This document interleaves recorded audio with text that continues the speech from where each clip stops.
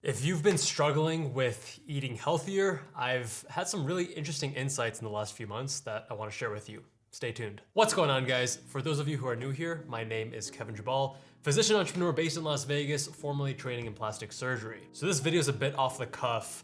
I've had some pretty interesting insights and realizations about eating healthy in the last few months that I've been all over the spectrum, I think. So when I first got diagnosed with IBD back in 2009, I had a very clean, very restricted diet. And over the years, I opened up a little bit to the point where I'd say around 2012 to 2017, I was eating pretty reasonable, but very, very clean.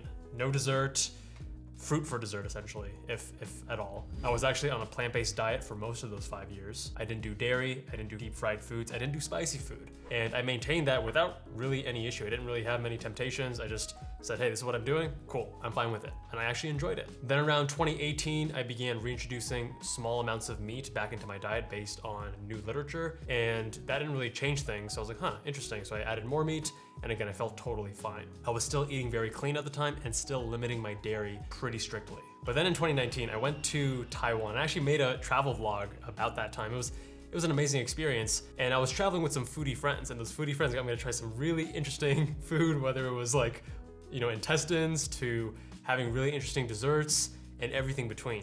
And that really opened my eyes to why foodies are foodies and the amazing world of food and enjoyment. And since 2019, I've been a little bit looser. I've been exploring more, I've been eating newer foods, but it was only earlier this year in February of 2021, it's now May as I record this, that I really let loose even more. So I began having deep fried foods, which I had never really done before for the last several years. I actually had McDonald's for the first time in like 8+ years. It was a Big Mac and totally not worth it. I started having dessert way more regularly, like almost every day, and I introduced a lot more dairy into my diet. Now, the main reason I've been so restricted and been experimenting with my diet, whether it's keto or plant-based or specific carbohydrate, I've tried a lot of different diets, even gluten-free, just to experiment to really get my health down. Even though I was very loose with my diet since February, I've actually had like some of the best months with my gut, like no symptoms or very, very minimal symptoms, if any at all. And I don't think that has to do with the diet. I think the key thing is that I've begun to prioritize my sleep way more. If you guys follow me on Instagram, you've seen that I will sometimes post screenshots of my sleep tracking app.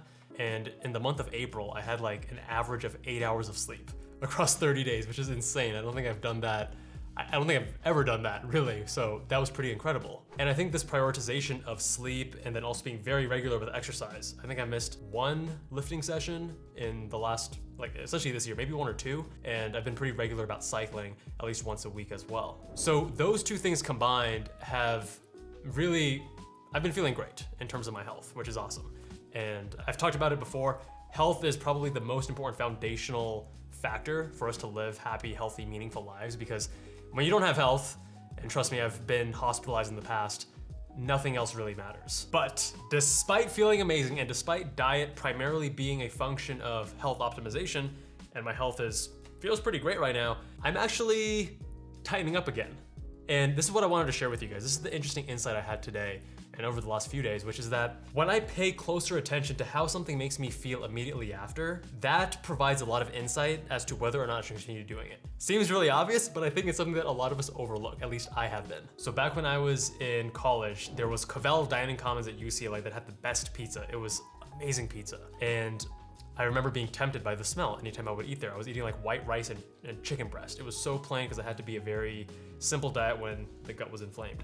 And occasionally I would cheat, right? I'd be like, oh, it smells so good, let me just have one slice. I'd have that slice, I would feel terrible after, and after doing that maybe 3 times, I then had this connection, right? This operant conditioning, if you will, that taught me to avoid pizza. And now when I actually smell pizza, I'm generally not enticed by it at all. In fact, I may even feel a little bit nauseous, a little bit turned off by the smell of pizza because I have that association where there's pain and symptoms and stuff like that has been hardwired in my brain. But a much more subtle and nuanced thing happens to all of us day to day when we have food, right? And even though my health, like my gut health, has been feeling amazing, when I've been eating these desserts or sometimes having heavier foods, usually immediately after or within a couple hours, I will just feel like sluggish, which may actually have to do with the actual glycemic response, which I'll be talking about further in a future video with my experience with the levels CGM.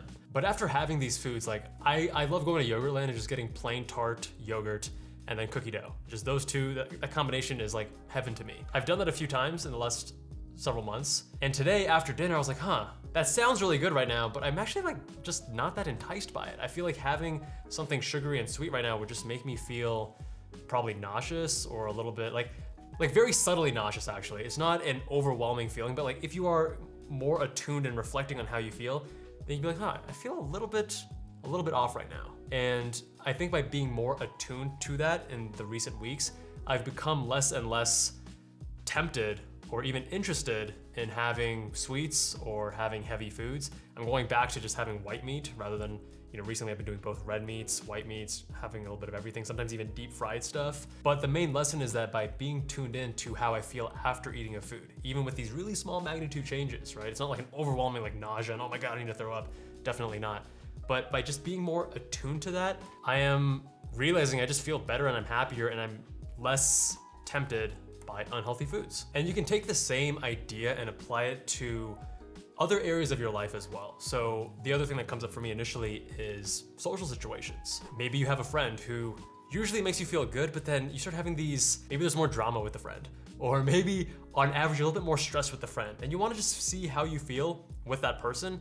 And based on that, maybe you want to decrease the frequency at which you see them. And as you get older, I think you'll also just become more comfortable with cutting out friendships entirely when they are toxic or not helpful or just don't respect you and your boundaries. This applies to dating as well. And if I'm on a date now, and even if I find someone attractive, but there isn't as much chemistry or as much like intellectual stimulation or just like fun energy that I would like, then I'm more likely to just very early on in the first date, even kind of point it out and say, hey, like, let's just be friends and cut the date short because, hey, their time is valuable, my time is valuable. And it's not a matter of being rude. You want to be respectful and do it in a very tactful way to not hurt any feelings. But when you are more attuned to how you feel and what you want and what you don't want, I think, at least for me right now in this stage of my exploration and development and learning and growth, it has definitely been a massive net positive to my life. And I'm trying to lean more into that, which is why I'm sharing it with you guys, because it's most obvious with food and social situations and dating. And I'm trying to find out what other areas in my life can I apply this to. Now, this isn't just a matter of thinking, okay, I should just do things I like and not do things I don't like, because I think there's a layer deeper that we need to be attuned to, which is, it's not just immediately how you feel, the desire or repulsion of something in the moment, but how you feel after that should weigh into your decision. Because oftentimes we feel tempted by the sweets, by the unhealthy foods, by FOMO when it comes to social situations or dating. And let's say you're a guy, like, actually, let's not say that. I was gonna say that if you're a guy, then, sometimes you have your other head that's doing a lot of the thinking. But you know what I mean? If we go purely based on our initial reaction or response to something, I think it's a much less nuanced, less accurate, less reflective reaction of how we truly feel deep down. It's more of a short-term, short-sighted reaction, if you will. Whereas when you start paying attention to that subtle nuance, the undertones of how you feel in the hours ensuing, then you begin to have a better understanding of how your body actually responds. And then you'll create that association, just like I did with the pizza. So now that when I smell pizza, I'm like, nah, I don't want that. And you can have the same thing when it comes to dessert or sweets or unhealthy habits in friends or when you're dating. Anyways, that was a different kind of video. Just had some thoughts when I was driving home and I want to share them with you guys. I hope you enjoyed that. If you enjoyed this video, then check out this one or that one. Much love, and I'll see you guys there.